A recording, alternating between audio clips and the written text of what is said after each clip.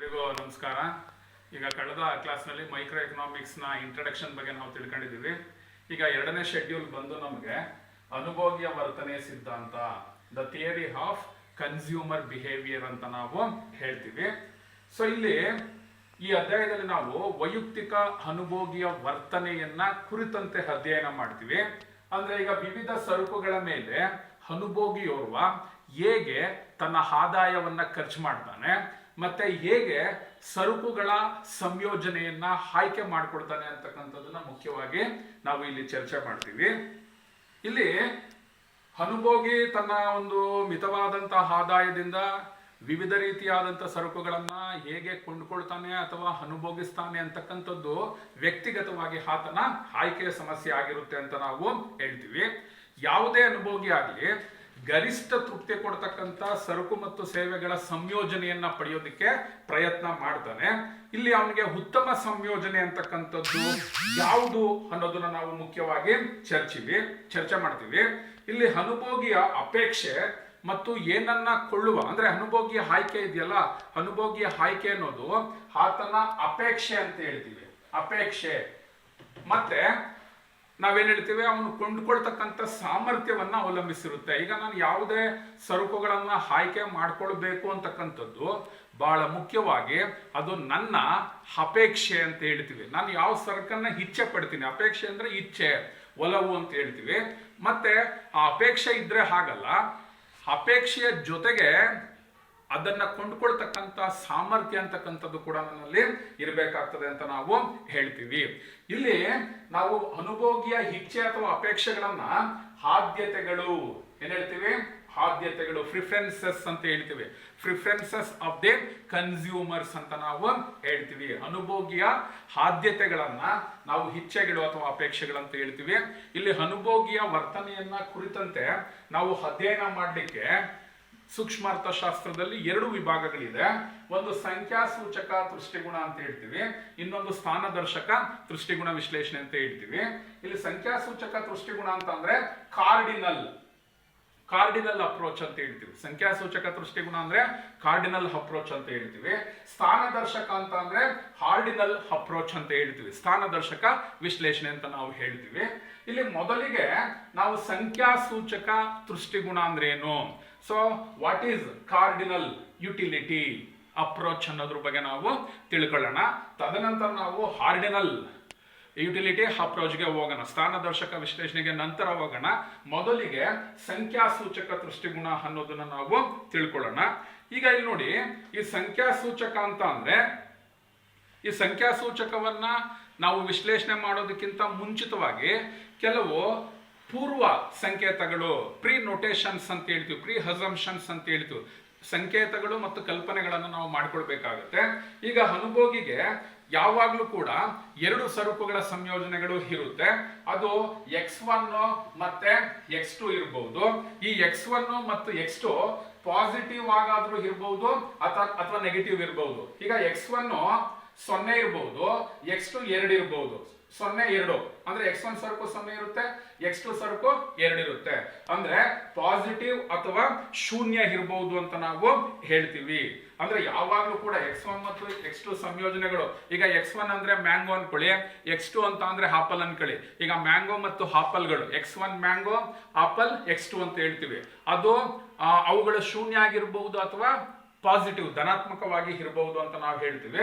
ಇಲ್ಲಿ ನಿರ್ದಿಷ್ಟವಾದಂತಹ X1 ಮತ್ತು X2ಗಳು ನಿರ್ದಿಷ್ಟ ಪ್ರಮಾಣದ ಸರಕನ್ನ ಹೊಂದಿರುತ್ತೆ. ಈಗ ಫಾರ್ ಇನ್ಸ್ಟೆನ್ಸ್ X1 5 ಇರುತ್ತೆ, X2 3 ಇರುತ್ತೆ.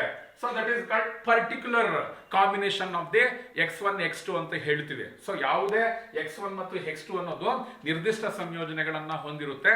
ಇದನ್ನ ನಾವು ಈ ಅನುಭೋಗಿಯ ವರ್ತನೆಯನ್ನ ಅಧ್ಯಯನ ಮಾಡೋದಕ್ಕಿಂತ ಮುಂಚಿತವಾಗಿ ಬಹಳ ಮುಖ್ಯತಃ ತಿಳ್ಕೊಳ್ಬೇಕಾಗಿರ್ತಕ್ಕಂಥ ವಿಷಯ. ಈಗ ಸಂಖ್ಯಾಸೂಚಕ ದೃಷ್ಟಿಗುಣಕ್ಕೆ ಬರೋಣ. ಈ ಸಂಖ್ಯಾಸೂಚಕ ಅಂತ ಅಂದ್ರೆ ಸೊ ಒಂದು ವಸ್ತುವಿನಿಂದ ಸಿಗ್ತಕ್ಕಂಥ ದೃಷ್ಟಿಗುಣನ ನಾವು ಗಣಿತದ ಸಂಖ್ಯೆಗಳ ಮೂಲಕ ಅಳೆಯಬಹುದು, ಮಾಪನ ಮಾಡಬಹುದು ಅಂತಕ್ಕಂಥದ್ದನ್ನ ನಾವು ಸಂಖ್ಯಾಸೂಚಕ ದೃಷ್ಟಿಗುಣ ಅಂತ ಹೇಳ್ತೀವಿ. ಅಂದ್ರೆ ಯಾವುದೇ ವಸ್ತುವಿನಿಂದ ಅನುಭೋಗಿಗೆ ಸಿಗ್ತಕ್ಕಂತಹ ದೃಷ್ಟಿಗುಣವನ್ನ ಗಣಿತದ ಸಂಖ್ಯೆಗಳ ಮೂಲಕ ಅಳತೆ ಮಾಡಬಹುದು ಅಂತಕ್ಕಂಥದ್ದನ್ನ ನಾವು ಕಾರ್ಡಿನಲ್ ಅಪ್ರೋಚ್, ಸಂಖ್ಯಾಸೂಚಕ ದೃಷ್ಟಿಗುಣ ಅಂತ ಹೇಳ್ತೀವಿ. ಈ ಸಂಖ್ಯಾಸೂಚಕ ದೃಷ್ಟಿಗುಣವನ್ನ ಮೊದಲಿಗೆ ಪ್ರತಿಪಾದಿಸಿದ್ದು, ಸೊ ಅದನ್ನ ವೈಜ್ಞಾನಿಕವಾಗಿ ಪ್ರತಿಪಾದಿಸಿದ್ದು ಡಾಕ್ಟರ್ ಆಲ್ಫ್ರೆಡ್ ಮಾರ್ಷಲ್. ಯಾರು? ಆಲ್ಫ್ರೆಡ್ ಮಾರ್ಷಲ್ ಅಂತ ಹೇಳ್ತೀವಿ. ಮಾರ್ಷಲ್ ಅಂತಕ್ಕಂಥವನು ಕಾರ್ಡಿನಲ್ ಯುಟಿಲಿಟಿ ಅಪ್ರೋಚ್ ಅನ್ನ ಬಹಳ ಪ್ರಮುಖವಾಗಿ ಮುಖ್ಯವಾಗಿ ನೀಡಿರ್ತಕ್ಕಂತಹ ವ್ಯಕ್ತಿ ಅಂತ ನಾವು ಹೇಳ್ತೀವಿ. ಈಗ ನಾನು ಸಂಖ್ಯಾಸೂಚಕ ಅಂತ ಹೇಳಿದೆ, ಒಂದು ವಸ್ತುವಿನಿಂದ ಸಿಗ್ತಕ್ಕಂಥ ದೃಷ್ಟಿಗುಣವನ್ನ ಗಣಿತದ ಸಂಖ್ಯೆಗಳ ಮೂಲಕ ಮಾಪನ ಮಾಡ್ತಕ್ಕಂಥದ್ದು. ಈಗ ಇಲ್ಲಿ ದೃಷ್ಟಿಗುಣ ಅಂದ್ರೆ ಏನು ಅಂತ ತಿಳ್ಕೊಳ್ಬೇಕು. ವಾಟ್ ಈಸ್ ಯುಟಿಲಿಟಿ ಅಂತ ನಾವು ತಿಳ್ಕೊಳ್ಬೇಕಾಗುತ್ತೆ. ಈಗ ನೋಡಿ, ಒಂದು ಸರಕಿನ ತನ್ನ ಬೇಡಿಕೆ ಆ ಸರಕಿನಿಂದ ಪಡೆಯುವ ದೃಷ್ಟಿಗುಣದ ಆಧಾರದ ಮೇಲೆ ನಿಂತಿರುತ್ತೆ. ಅಂದ್ರೆ the demand of a commodity determined by the how much utility getting from that commodity ಅಂತ. ಅಂದ್ರೆ ಒಂದು ವಸ್ತುವಿನಿಂದ ಸಿಗ್ತಕ್ಕಂಥ ದೃಷ್ಟಿಗುಣ ಹೆಚ್ಚಾಗಿದ್ರೆ the demand for the commodity increases. ಒಂದು ವಸ್ತುವಿನಿಂದ ಸಿಗ್ತಕ್ಕಂಥ ದೃಷ್ಟಿಗುಣ ಕಡಿಮೆ ಇದ್ರೆ the demand for the commodity decreases ಅಂತ ಅರ್ಥ. ಅಂದ್ರೆ ಈಗ ನಮ್ಗೆ ಯಾವುದೋ ಒಂದು ಸರಕಿನಿಂದ ನಮ್ಗೆ ದೃಷ್ಟಿಗುಣ ಜಾಸ್ತಿ ಸಿಗುತ್ತೆ ಅಂದಾಗ ಅದಕ್ಕೆ ಬೇಡಿಕೆ ಹೆಚ್ಚಾಗಿರುತ್ತೆ. ಸೊ ಒಂದು ವೇಳೆ ಆ ಸರಕು ನನಗೇನು ಅಷ್ಟು ಇಚ್ಛೆ ಇಲ್ಲ, ಅದ್ರ ಬಗ್ಗೆ ನನಗೆ ವ್ಯಾಮೋಹ ಇಲ್ಲ ಅಂದಾಗ ಅದರಿಂದ ಸಿಗ್ತಕ್ಕಂಥ ದೃಷ್ಟಿಗುಣ ಕಡಿಮೆ ಇರುತ್ತೆ. ಇಲ್ಲಿ ದೃಷ್ಟಿಗುಣ ಅಂದ್ರೆ ಇಷ್ಟೇ, ಒಂದು ಸರಕಿಗಿರುವ ಬಯಕೆಯನ್ನ ತೃಪ್ತಿಪಡಿಸುವ ಸಾಮರ್ಥ್ಯ. ಏನೇಳಿ? ಒಂದು ಸರಕಿಗಿರುವ ಬಯಕೆಯನ್ನ ತೃಪ್ತಿಪಡಿಸುವ ಸಾಮರ್ಥ್ಯವನ್ನ ನಾವು ದೃಷ್ಟಿಗುಣ ಅಂತ ಹೇಳ್ತೀವಿ. ಒಂದು ಸರಕಿಗಿರುವ ಬಯಕೆಯನ್ನ ತೃಪ್ತಿಪಡಿಸುವ ಸಾಮರ್ಥ್ಯವನ್ನ ನಾವು ಏನ್ ಹೇಳ್ತೀವಿ? ದೃಷ್ಟಿಗುಣ, ಯುಟಿಲಿಟಿ ಅಂತ ಹೇಳ್ತೀವಿ. Once again I will repeat this. ಒಂದು ಸರಕಿಗಿರುವ ಬಯಕೆಯನ್ನ ತೃಪ್ತಿಪಡಿಸುವ ಗುಣವನ್ನ ನಾವು ದೃಷ್ಟಿಗುಣ ಅಂತ ಹೇಳ್ತೀವಿ, ಯುಟಿಲಿಟಿ ಅಂತ ಹೇಳ್ತೀವಿ. ಈಗ ಒಂದು ಸರಕಿನ ಮೇಲೆ ಹೆಚ್ಚಿನ ಅವಶ್ಯಕತೆ ಇದ್ರೆ ಅಥವಾ ಪ್ರಬಲ ಅಪೇಕ್ಷೆ ಇದ್ರೆ ದೃಷ್ಟಿಗುಣ ಸಹಜವಾಗಿ ಹೆಚ್ಚಾಗಿರುತ್ತೆ ಅಂತ ಭಾವಿಸ್ತೀವಿ. ಈಗ ಯಾವುದೋ ಒಂದು ವಸ್ತು, ಈಗ ನನ್ನ ಈ ಪೆನ್ ಬೇಕು ನನಗೆ, ನಾನೀಗ ಕ್ಲಾಸ್ ಮಾಡಬೇಕು, ಇದರ ಅವಶ್ಯಕತೆ ನನಗಿದೆ, ಇದರ ಪ್ರಬಲ ಅಪೇಕ್ಷೆ ನನಗಿದೆ ಅಂದಾಗ ಇದರಿಂದ ಸಿಗ್ತಕ್ಕಂಥ ದೃಷ್ಟಿಗುಣ ಹೆಚ್ಚಾಗಿರುತ್ತೆ. ಈಗ ನಾನೇನು ಕ್ಲಾಸ್ ಮಾಡಲ್ಲ, ಇದರ ಅವಶ್ಯಕತೆ ಇಲ್ಲ, ಇದರ ಅಪೇಕ್ಷೆ ನನಗಿಲ್ಲ ಅಂದಾಗ ಇದರಿಂದ ಸಿಗ್ತಕ್ಕಂಥ ದೃಷ್ಟಿಗುಣ ಏನಾಗುತ್ತೆ? ಕಡಿಮೆ ಆಗುತ್ತೆ ಅಂತ ನಾವು ಹೇಳ್ತೀವಿ. ಮತ್ತೆ ಗೊತ್ತಾಯ್ತಲ್ಲ ಈಗ ನಮ್ಗೆಲ್ರಿಗೂ ದೃಷ್ಟಿಗುಣ ಅಂದ್ರೆ ಏನ್ ಹೇಳಿ? ಒಂದು ಸರಕಿಗಿರುವ ಬಯಕೆಯನ್ನ ತೃಪ್ತಿಪಡಿಸುವ ಸಾಮರ್ಥ್ಯನೇ ದೃಷ್ಟಿಗುಣ ಅಂತ ಹೇಳ್ತೀವಿ. ಈ ದೃಷ್ಟಿಗುಣ ಅನ್ನೋದು ಏನಾಗಿರುತ್ತೆ ಅಂದ್ರೆ ವ್ಯಕ್ತಿನಿಷ್ಠ. ಸೊ ದೃಷ್ಟಿಗುಣ ಅಂತಕ್ಕಂಥದ್ದು ಏನಾಗಿರುತ್ತೆ? ವ್ಯಕ್ತಿನಿಷ್ಠ ಪರಿಕಲ್ಪನೆ. So it is a subjective concept ಅಂತ ಹೇಳ್ತೀವಿ. ಸೊ ದೃಷ್ಟಿಗುಣ ಅಂತಕ್ಕಂಥದ್ದು ಸಬ್ಜೆಕ್ಟಿವ್ ಕಾನ್ಸೆಪ್ಟ್ ಅಂತ ಹೇಳ್ತೀವಿ, ವ್ಯಕ್ತಿನಿಷ್ಠವಾದಂತಹ ಪರಿಕಲ್ಪನೆ ಅಂತ ನಾವು ಹೇಳ್ತೀವಿ. ಅಂದ್ರೆ ಒಂದು ಸರಕಿನಿಂದ ವಿಭಿನ್ನ ಅನುಭೋಗಿಗಳಿಗೆ ಸಿಗ್ತಕ್ಕಂಥ ದೃಷ್ಟಿಗುಣ ಏನಾಗಿರುತ್ತೆ? ಭಿನ್ನವಾಗಿರುತ್ತೆ. That is called subjective. ಈಗ ಈ ಪೆನ್ನು ನನಗೆ ಎಷ್ಟು ದೃಷ್ಟಿಗುಣನ ಕೊಡುತ್ತೋ ಅಷ್ಟೇ ದೃಷ್ಟಿಗುಣ ವಿದ್ಯಾರ್ಥಿಗಳಾದಂತ ನಿಮಗೆ ಕೊಡಲ್ಲ. That is subjective. ಸೊ ಈ ಪೆನ್ ಇದೆಯಲ್ಲ, ಈ ಪೆನ್ನು ನನಗೆ ಹೆಚ್ಚು ದೃಷ್ಟಿಗುಣನ ಕೊಡುತ್ತೆ. ನಾನು ಕ್ಲಾಸ್ ಮಾಡಬೇಕಾಗಿದೆ, ಬರಿಬೇಕಾಗಿದೆ, ನನಗೆ ಹೆಚ್ಚು ದೃಷ್ಟಿಗುಣನ ಕೊಡುತ್ತೆ. ನೀವು ಸ್ಟೂಡೆಂಟ್ಸ್ಗಳು ಪಾಠ ಕೇಳ್ತೀರಾ, ಲಿಸನ್ ಮಾಡ್ತೀರಾ, ನಿಮ್ಗೆ ಇದ್ರ ಅವಶ್ಯಕತೆ ಇರಲ್ಲ, ಇದ್ರ ನೆಸೆಸಿಟಿ ಇರಲ್ಲ. ಸೊ ನಿಮ್ಗೆ ಸಿಗ್ತಕ್ಕಂತಹ ದೃಷ್ಟಿಗುಣ ಇದರಿಂದ ಕಡಿಮೆ ಇರುತ್ತೆ. ಅಂದ್ರೆ ಈಗ ಅದನ್ನು ಬಿಟ್ಟು ಬೇರೆ ಹೇಳೋಣ. ಈಗ ನನಗೆ ಮ್ಯಾಂಗೋ ಅಂದ್ರೆ ಬಹಳ ಅಪೇಕ್ಷೆ ಇರುತ್ತೆ, ಮ್ಯಾಂಗೋ ಅಂದ್ರೆ ಅದನ್ನ ತಿಂತಕ್ಕಂಥ ಒಲವು ಜಾಸ್ತಿ ಇರುತ್ತೆ ನನಗೆ. ಸೊ ನನಗೇನಾಗುತ್ತೆ? ಮ್ಯಾಂಗೋ ಇಂದ, ಮಾವಿನ ಹಣ್ಣಿನಿಂದ ಹೆಚ್ಚು ದೃಷ್ಟಿಗುಣ ಕೊಡುತ್ತೆ. ಸೊ ಈಗ ನಿಮ್ಗೆ ಮಾವಿನ ಹಣ್ಣು ಅಂದ್ರೆ ಇಷ್ಟ ಇಲ್ಲ, ಆಗ ನಿಮ್ಗೆ ಅದು ಅಷ್ಟೇ, ನನಗೆ ಎಷ್ಟು ದೃಷ್ಟಿಗುಣ ಕೊಡುತ್ತೋ ಅಷ್ಟೇ ದೃಷ್ಟಿಗುಣ ನಿಮ್ಗೆ ಕೊಡುತ್ತೆ ಅಂತ ಹೇಳಕ್ಕಾಗಲ್ಲ. ಹಾಗಾಗಿ utility is A subjective concept ಅಂತ ಹೇಳ್ತೀವಿ. ಸೊ ಮತ್ತೊಂದಾಗಿ ಈ ದೃಷ್ಟಿಗುಣ ಅಂತಕ್ಕಂಥದ್ದು ಏನಾಗುತ್ತೆ ಅಂದ್ರೆ ಸ್ಥಳ ಮತ್ತು ಸಮಯಕ್ಕನುಗುಣವಾಗಿ ಬದಲಾವಣೆ ಆಗುತ್ತೆ. Utility changes on the basis of place and time ಅಂತ ಹೇಳ್ತೀವಿ. ಈಗ ಉದಾಹರಣೆಗೆ ಸ್ಥಳ ಹಾಗೂ ಕಾಲಕ್ಕೆ ತಕ್ಕಂತೆ ದೃಷ್ಟಿಗುಣ ಬದಲಾವಣೆ ಆಗುತ್ತೆ. ಈಗ ಮೃದು ಪಾನೀಯಗಳಂತ ಹೇಳಿದ್ವಿ, ಸಾಫ್ಟ್ ಡ್ರಿಂಕ್ಸ್ ಅಂತ ಹೇಳ್ತೀವಿ. ಈಗ ಸಾಫ್ಟ್ ಡ್ರಿಂಕ್ಸ್ ಅಂತಕ್ಕಂಥದ್ದು ತೀರಾ ಶೀತ ಪ್ರದೇಶಗಳು, ಈಗ ಲಡಾಖ್ ಅಂತಕ್ಕಂಥದ್ದು, ಕಾಶ್ಮೀರ ಅಂತಕ್ಕಂಥ ಸ್ಥಳದಲ್ಲಿ ಈ ಸಾಫ್ಟ್ ಡ್ರಿಂಕ್ಸ್ಗೆ ಹೆಚ್ಚಿನ ಬೇಡಿಕೆ ಇರಲ್ಲ. ಅದೇ ನಮ್ಮ ನಾರ್ತ್ ಕರ್ನಾಟಕಕ್ಕೆ ಬನ್ನಿ, ಉಷ್ಣ ವಲಯದ ಪ್ರದೇಶದಲ್ಲಿ ಸಾಫ್ಟ್ ಡ್ರಿಂಕ್ಸ್ಗೆ ಹೆಚ್ಚಿನ ಬೇಡಿಕೆ ಇರುತ್ತೆ. ಅರ್ಥ ಆಗಿದೆಲ್ಲ? ಸ್ಥಳ ನೋಡಿ, ಪ್ಲೇಸ್ ಡಿಫರ್ಸ್ ಆಗುತ್ತೆ ಯುಟಿಲಿಟಿ. ಈಗ ಕಾಶ್ಮೀರದಲ್ಲಿ, ಲಡಾಖ್ನಲ್ಲಿ ಶೀತದ ಪ್ರಮಾಣ ಜಾಸ್ತಿ ಇರುತ್ತೆ, ಅಲ್ಲಿ ಸಾಫ್ಟ್ ಡ್ರಿಂಕ್ಸ್ಗಳು ತೃಷ್ಟಿಗುಣನ ಹೊಂದಿರಲ್ಲ ಅಥವಾ ಕಡಿಮೆ ತೃಷ್ಟಿಗುಣ ಹೊಂದಿರುತ್ತೆ. ಅದೇ ಸಾಫ್ಟ್ ಡ್ರಿಂಕ್ಸ್ ನ ಉಷ್ಣವಲಯದ ಪ್ರದೇಶದಲ್ಲಿ, ಈಗ ನಮ್ಮ ರಾಯಚೂರು, ಬಳ್ಳಾರಿ ಇಂಥ ಸ್ಥಳಗಳಲ್ಲಿ ಆ ಮೃದು ಪಾನೀಯಗಳಿಗೆ ಏನಾಗಿರುತ್ತೆ, ಹೆಚ್ಚಿನ ಬೇಡಿಕೆ ಇರುತ್ತೆ. ಅದೇ ರೀತಿ ನಾವೇನ್ ಹೇಳ್ತೀವಿ ಅಂದ್ರೆ ಸಮಯದಲ್ಲೂ ಕೂಡ ಬದಲಾವಣೆ ಆಗುತ್ತೆ. ಈಗ ಸ್ವೆಟರ್ಸ್ ಅಂತ ಹೇಳ್ತೀವಿ, ಸ್ವೆಟರ್ಸ್, ಉಲ್ಲನ್ ಕ್ಲಾಸ್ ಏನಾಗುತ್ತೆ, ಚಳಿಗಾಲದಲ್ಲಿ ತೃಷ್ಟಿಗುಣನ ಹೊಂದಿರುತ್ತೆ.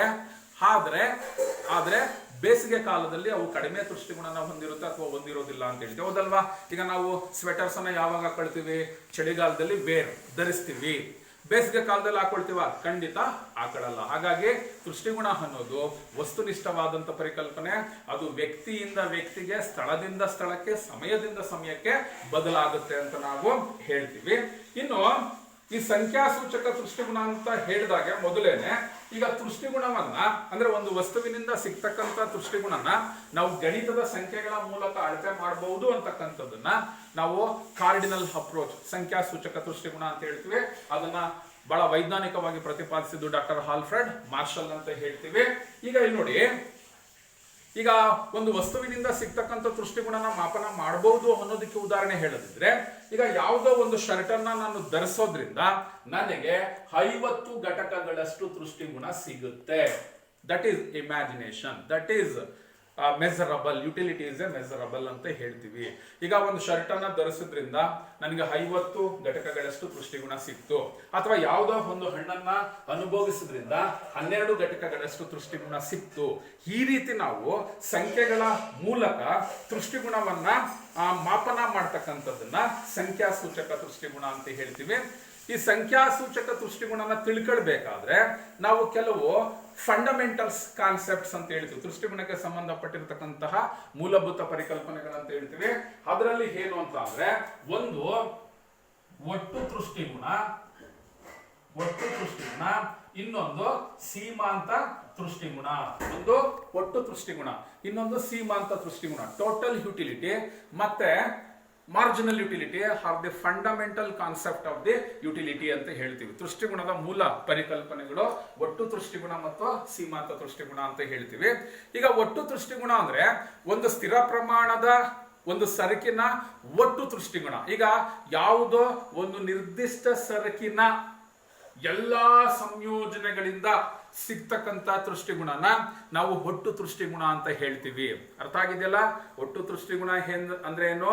ಒಂದು ನಿರ್ದಿಷ್ಟ ಸರಕೊಂದರ ಎಲ್ಲಾ ಸಂಯೋಜನೆಗಳನ್ನ ಅನುಭೋಗಿಸಿದಾಗ ಸಿಗ್ತಕ್ಕಂಥ ತೃಷ್ಟಿಗುಣ. ಈಗ ನನ್ನ ಹತ್ರ ಒಂದು ಮಾವಿನ ಹಣ್ಣಿರುತ್ತೆ, ಒಂದು ಮಾವಿನ ಹಣ್ಣನ್ನ ಅನುಭೋಗಿಸಿದಾಗ ಸಿಗ್ತಕ್ಕಂಥ ತೃಷ್ಟಿಗುಣ ಒಟ್ಟು ತೃಷ್ಟಿಗುಣ. ಅಥವಾ ಎರಡಿರುತ್ತೆ ಇನ್ ಕೇಸ್ ಎರಡು ಹಣ್ಣನ್ನ ಅನುಭೋಗಿಸಿದಾಗ ಸಿಗ್ತಕ್ಕಂಥ ತೃಷ್ಟಿಗುಣ ಒಟ್ಟು ತೃಷ್ಟಿಗುಣ. ಒಂದ್ ವೇಳೆ ಮೂರಿರುತ್ತೆ, ಸೊ ಆ ಮೂರನ್ನ ಅನುಭೋಗಿಸಿದಾಗ ಸಿಗ್ತಕ್ಕಂಥ ತೃಷ್ಟಿಗುಣನ ಒಟ್ಟು ತೃಷ್ಟಿಗುಣ ಅಂತ ಹೇಳ್ತೀವಿ. ಅಂದ್ರೆ ಎಕ್ಸ್ ಸರಕಿನಿಂದ ಪಡೆದಂತಹ ಒಟ್ಟು ತೃಪ್ತಿ. ಈಗ ನಾವು ಒಂದು ಸರಕಿನ ವಿವಿಧ ಸಂಯೋಜನೆಗಳನ್ನ ಹೆಚ್ಚು ಹೆಚ್ಚು ಅನುಭೋಗಿಸುತ್ತಾ ಹೋದಾಗೆ ಒಟ್ಟು ತೃಷ್ಟಿಗುಣ ಏನಾಗುತ್ತೆ? ಹೆಚ್ಚಾಗುತ್ತೆ. ಅದನ್ನ ನಾವು symbolically total utility, total TUN ಅಂತ ಹೇಳ್ತೀವಿ. TUN ಅಂತ ಅಂದ್ರೆ ಟೋಟಲ್ ಯುಟಿಲಿಟಿ ಆಫ್ ಎನ್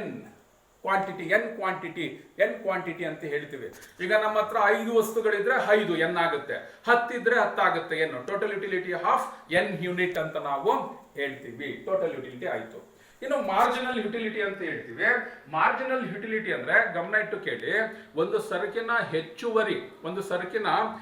ಹೆಚ್ಚುವರಿ ಅನುಭೋಗದಿಂದ ಒಟ್ಟು ತೃಷ್ಟಿಗುಣದಲ್ಲಾಗ್ತಕ್ಕಂಥ ಬದಲಾವಣೆಯನ್ನ ನಾವು ಸೀಮಾಂತ ತೃಷ್ಟಿಗುಣ ಅಂತ ಹೇಳ್ತೀವಿ, ಮಾರ್ಜಿನಲ್ ಯುಟಿಲಿಟಿ ಅಂತ ಹೇಳ್ತೀವಿ. ಅರ್ಥ ಆಗಿದಿಲ್ಲ? ಮಾರ್ಜಿನಲ್ ಯುಟಿಲಿಟಿ ಅಂದ್ರೇನು? ಒಂದು ಸರಕಿನ ಹೆಚ್ಚುವರಿ ಘಟಕಗಳನ್ನ ಅನುಭೋಗಿಸಿದಾಗ ಒಟ್ಟು ತೃಷ್ಟಿಗುಣದಲ್ಲಿ ಆಗ್ತಕ್ಕಂತಹ ಬದಲಾವಣೆಯನ್ನ ನಾವೇನ್ ಹೇಳ್ತೀವಿ? ಸೀಮಾಂತ ತೃಷ್ಟಿಗುಣ ಅಂತ ಹೇಳ್ತೀವಿ. ಅಥವಾ ಇನ್ನೂ ಸರಳವಾಗಿ ಹೇಳೋದಿದ್ರೆ, ಒಂದು ವಸ್ತುವಿನ ಹೆಚ್ಚುವರಿ ಘಟಕಗಳನ್ನ ಅನುಭೋಗಿಸಿದಾಗ ಸಿಗುವ ತೃಷ್ಟಿಗುಣ. ಸಿಂಪ್ಲಿ ವಿ ವಿಲ್ ಸೇ ಏನೋ ಒಂದು ವಸ್ತುವಿನ ಹೆಚ್ಚುವರಿ ಸರಕುಗಳನ್ನ ಅನುಭೋಗಿಸಿದಾಗ ಸಿಗ್ತಕ್ಕಂಥ ತೃಷ್ಟಿಗುಣನ ನಾವು ಸೀಮಾಂತ ತೃಷ್ಟಿಗುಣ ಅಂತ ಹೇಳ್ತೀವಿ. ಈಗ ಫಾರ್ ಇನ್ಸ್ಟೆನ್ಸ್, ಈಗ ಉದಾಹರಣೆಗೆ, ಈಗ 4 ಬಾಳೆಹಣ್ಣುಗಳನ್ನ ಅನುಭೋಗಿಸಿದಾಗ ನಮ್ಗೆ 28 ಘಟಕಗಳಷ್ಟು ತೃಷ್ಟಿಗುಣ ಸಿಗುತ್ತೆ ಅಂತ ಅನ್ಕೊಳ್ಳೋಣ. ಸೊ 4 ಬಾಳೆಹಣ್ಣನ್ನ ಅನುಭವಿಸಿದಾಗ ಸಿಗ್ತಕ್ಕಂಥ ದೃಷ್ಟಿಗುಣ ಎಷ್ಟಾಯ್ತು? 28 ಘಟಕಗಳು ಆಯ್ತು ಅನ್ಕೊಳ್ಳೋಣ. ಈಗ 5ನೇ ಹಣ್ಣನ್ನ ಅನುಭವಿಸಿದಾಗ ನಮ್ಗೆ 30 ಘಟಕಗಳಷ್ಟು ದೃಷ್ಟಿಗುಣ ಸಿಗುತ್ತೆ. 30 ಘಟಕಗಳಷ್ಟು ದೃಷ್ಟಿಗುಣ ಸಿಗುತ್ತೆ ಅಂದಾಗ ಆಗ ನೋಡಿ, 4ನೇದನ್ನ ಅನುಭವಿಸಿದಾಗ 28, 5ನೇದನ್ನ ಅನುಭವಿಸಿದಾಗ 30 ಅಂದ್ರೆ ಇಲ್ಲಿ 28 ಟೋಟಲ್, 30 ಟೋಟಲ್. ಈಗ ಹೆಚ್ಚುವರಿ 4ರಿಂದ 5ನೇ ಹಣ್ಣನ್ನ ಅನುಭವಿಸಿದಾಗ ನಮ್ಗೆ ಹೆಚ್ಚುವರಿಯಾಗಿ ಸಿಕ್ಕಂತ ದೃಷ್ಟಿಗುಣ ಏನಾಗಿರುತ್ತೆ? 2 ಘಟಕಗಳಾಗಿರುತ್ತೆ. ಅದನ್ನೇ ನಾವು ಸೀಮಾಂತ ದೃಷ್ಟಿಗುಣ, ಮಾರ್ಜಿನಲ್ ಯುಟಿಲಿಟಿ ಅಂತ ಹೇಳ್ತೀವಿ. ಏನ್ ಹೇಳ್ತೀವಿ? ಮಾರ್ಜಿನಲ್ ಯುಟಿಲಿಟಿ ಅಂತ ಹೇಳ್ತೀವಿ. ಸೊ ಈಗ ಅದನ್ನ ನಾವು ನೋಡಿ, ಟೋಟಲ್ ಯುಟಿಲಿಟಿಗೆ ಏನ್ ಸೂತ್ರ ಬರಿತೀವಿ ಅಂದ್ರೆ TU total utility is equal to MU1 plus MU2 MUN ಅಂತ ಹೇಳ್ತೀವಿ. ಟೋಟಲ್ ಯುಟಿಲಿಟಿ ಅಂದ್ರೆ MU1 ಮಾರ್ಜಿನಲ್ ಟೋಟಲ್ ಯುಟಿಲಿಟಿ ಅಂದ್ರೆ so marginal utility of 1, marginal utility of 2, ಹಾಗೆ ಮಾರ್ಜಿನಲ್ ಯುಟಿಲಿಟಿ ಆಫ್ N ಅಂತ ಹೇಳ್ತೀವಿ. ಅಂದ್ರೆ ಸೀಮಾಂತ ದೃಷ್ಟಿಗುಣಗಳ ಒಟ್ಟು ಮೊತ್ತವೇ ಒಟ್ಟು ದೃಷ್ಟಿಗುಣ ಆಗಿರುತ್ತೆ ಅನ್ನೋದನ್ನ ನೀವು ನೆನಪಿನಲ್ಲಿ ಇಟ್ಕೊಳ್ಬೇಕು. ಏನೇಳಿ? ಸೀಮಾಂತ ದೃಷ್ಟಿಗುಣಗಳ ಒಟ್ಟು ಮೊತ್ತನೇ ಏನಾಗಿರುತ್ತೆ? ಒಟ್ಟು ದೃಷ್ಟಿಗುಣ ಆಗಿರುತ್ತೆ. ಇನ್ನು ಮಾರ್ಜಿನಲ್ ಯುಟಿಲಿಟಿಗೆ ಯಾವ ಸೂತ್ರ ಅಂದ್ರೆ MU ಏನ್ ಹೇಳ್ತೀವಿ ಅಂತ ಅಂದ್ರೆ ನೋಡಿ, total utility of N minus total utility of N1 ಅಂತ ಹೇಳ್ತೀವಿ. ಈಗ ನಾನು 4ನೇದು ನಾನಾಗ್ಲೇ ಉದಾಹರಣೆ ಹೇಳಿದ್ದೀನಿ. 4ನೇ ಬಾಳೆಹಣ್ಣನ್ನ ಅನುಭವಿಸಿದಾಗ ನಮ್ಗೆ 28 ಘಟಕಗಳಷ್ಟು ದೃಷ್ಟಿಗುಣ ಸಿಕ್ತು. 5ನೇದನ್ನ ಉಪಯೋಗಿಸಿದಾಗ 30 ಸಿಕ್ತು. ಸೊ ಈಗ ಇಲ್ಲಿ ನೋಡಿ, TUN ಅಂತ ಅಂದ್ರೆ ಟೋಟಲ್ ಯುಟಿಲಿಟಿ ಆಫ್ N ಅಂದ್ರೆ 30 ಆಗಿರುತ್ತೆ. ಸೊ TUN1 ಅದ್ರ ಹಿಂದಿನ ಘಟಕದ್ದು ಎಷ್ಟು? 4ನೇ ಬಾಳೆಹಣ್ಣು, ಅದರಿಂದ ಸಿಕ್ಕಿದ ಎಷ್ಟು? 28. ಸೊ ಮಾರ್ಜಿನಲ್ ಯುಟಿಲಿಟಿ ಏನಾಗಿರುತ್ತೆ? 2 ಆಗಿರುತ್ತೆ ಅಂತ ನಾವು ಹೇಳ್ತೀವಿ. ಸೊ ಇದನ್ನ ನಾವು ಒಂದು ಚಾರ್ಟ್ ಮುಖಾಂತರ ತಿಳ್ಕೊಳ್ಳೋಣ. ಮಾರ್ಜಿನಲ್ ಯುಟಿಲಿಟಿ ಮತ್ತೆ ಟೋಟಲ್ ಯುಟಿಲಿಟಿಯನ್ನ ನಾವು ಒಂದು ನಿದರ್ಶನದ ಮೂಲಕ ಚಾರ್ಟ್ ಮುಖಾಂತರ ತಿಳ್ಕೊಳ್ಳೋಣ. ಇಲ್ಲಿ ನೋಡಿ, ನೋಡಿ, ಈಗ ಟೋಟಲ್ ಯುಟಿಲಿಟಿ ಮತ್ತೆ ಮಾರ್ಜಿನಲ್ ಯುಟಿಲಿಟಿಯನ್ನ ನಾವು ಒಂದು ಚಾರ್ಟ್ ಮುಖಾಂತರ ತಿಳ್ಕೊಳ್ಳೋಣ. ಈಗ ಒಬ್ಬ ಅನುಭೋಗಿ ಮಾವಿನ ಹಣ್ಣಿನ ವಿವಿಧ ಘಟಕಗಳನ್ನ ಅನುಭವಿಸ್ತಿದ್ದಾನೆ. ಅದರಿಂದ ಸಿಗ್ತಕ್ಕಂಥ ಒಟ್ಟು ದೃಷ್ಟಿಗುಣ ಕ್ರಮವಾಗಿ 12, 18, 22, 24, 22 ಆಗಿದೆ. ಅದೇ ರೀತಿ ಮಾರ್ಜಿನಲ್ ಯುಟಿಲಿಟಿ 12, 6, 4, 2, 0, -2 ಆಗಿದೆ. ಅಂದ್ರೆ 1ನೇ ಹಣ್ಣನ್ನ ಅನುಭವಿಸಿದಾಗ total utility 12. So marginal utility will be same or 0 ಅಂತ ನಾವು ಕನ್ಸಿಡರೇಷನ್ ಮಾಡ್ತೀವಿ, but we will considered as 12. Then 2ನೇ ಹಣ್ಣನ್ನು ಅನುಭವಿಸಿದಾಗ ಟೋಟಲ್ ಯುಟಿಲಿಟಿ ಎಷ್ಟಾಗುತ್ತೆ? 12 ಇದ್ದು 18 ಆಗುತ್ತೆ. ಸೊ 2ನೇ ಹಣ್ಣನ್ನ ಅನುಭವಿಸಿದಾಗ ಹೆಚ್ಚುವರಿಯಾಗಿ ಸಿಕ್ಕಂತ ದೃಷ್ಟಿಗುಣ ಎಷ್ಟು? 6. The difference between TUN minus TUN1 that is called marginal utility. 6 ದೃಷ್ಟಿಗುಣ ಸಿಕ್ತು. ಈಗ 3ನೇದನ್ನು ಉಪಯೋಗಿಸಿದಾಗ 22. ಹೆಚ್ಚುವರಿ ಆಗಿದ್ದು ಎಷ್ಟು? 4. ನೋಡಿ, ಇಲ್ಲಿಂದ ಇಲ್ಲಿಗೆ 6, ಇಲ್ಲಿಂದ ಇಲ್ಲಿಗೆ 4. ಸೊ ಇಲ್ಲಿಂದ ಇಲ್ಲಿಗೆ 2, ಇಲ್ಲಿಂದ ಇಲ್ಲಿಗೆ 0, ಇಲ್ಲಿಂದ ಇಲ್ಲಿಗೆ -2 ಆಯ್ತು. So you will observe this chart. Total utility will be increases. ನೋಡಿ, ಟೋಟಲ್ ಯುಟಿಲಿಟಿ ಎಲ್ಲಿ ತನಕ? 4ನೇ ಹಣ್ಣನ್ನ ಅನುಭವಿಸಿದಾಗ 24 ಘಟಕಗಳ ತನಕ ಹೆಚ್ಚಾಗಿದೆ, ಅಲ್ಲಿ ತನಕ ಹೆಚ್ಚಾಗಿದೆ. ದೆನ್ 5ನೇ ಹಣ್ಣನ್ನು ಉಪಯೋಗಿಸಿದಾಗ the total utility remaining same, ಒಂದೇ ಇದೆ, ಸೇಮ್ ಇದೆ. ದೆನ್ 6ನೇ ಹಣ್ಣನ್ನು ಉಪಯೋಗಿಸಿದಾಗ ದಟ್ ವಿಲ್ ಬಿ ಡಿಮಿನಿಶ್, ಇಳಿಮುಖ ಆಗುತ್ತೆ. ಏನಾಗುತ್ತೆ? ಇಳಿಮುಖ ಆಗುತ್ತೆ. ಬಟ್ ನೀವು ಅಬ್ಸರ್ವೇಷನ್ ಮಾಡಬೇಕಾಗಿರೋದು ಏನು ಅಂದ್ರೆ marginal utility will B diminishes. ಸೀಮಾಂತ ದೃಷ್ಟಿಗುಣ ಅನ್ನೋದು ಯಾವಾಗ್ಲೂ ಕೂಡ ಇಳಿಮುಖನೇ ಆಗ್ತದೆ, ಹೆಚ್ಚು ಆಗಲ್ಲ, ಸ್ಥಿರನೂ ಆಗಲ್ಲ. ಏನಾಗುತ್ತೆ? ಇಳಿಮುಖ ಆಗುತ್ತೆ. ನೋಡಿ, 12, 6, 4, 2, 0, -2. ಸೊ ಇದನ್ನೇ ನಾವೇನ್ ಹೇಳ್ತೀವಿ ಅಂದ್ರೆ, ಈ ಚಾರ್ಟ್ ಅನ್ನ ನಾವು ತಕೊಂಡ್ರೆ there is a basic theory on consumer behavior which is the law of diminishing marginal utility. So ಈ ಚಾರ್ಟ್ ಅನ್ನ ನೋಡಿದ್ರೆ ನಮಗೆ ಅನುಭೋಗ್ಯ ವರ್ತನೆಗೆ ಸಂಬಂಧಪಟ್ಟಂತ ಮೂಲ ಸಿದ್ಧಾಂತ ಇಳಿಮುಖ ಸೀಮಾಂತ ದೃಷ್ಟಿಗುಣ ನಿಯಮ ಸಿಕ್ಬಿಡುತ್ತೆ.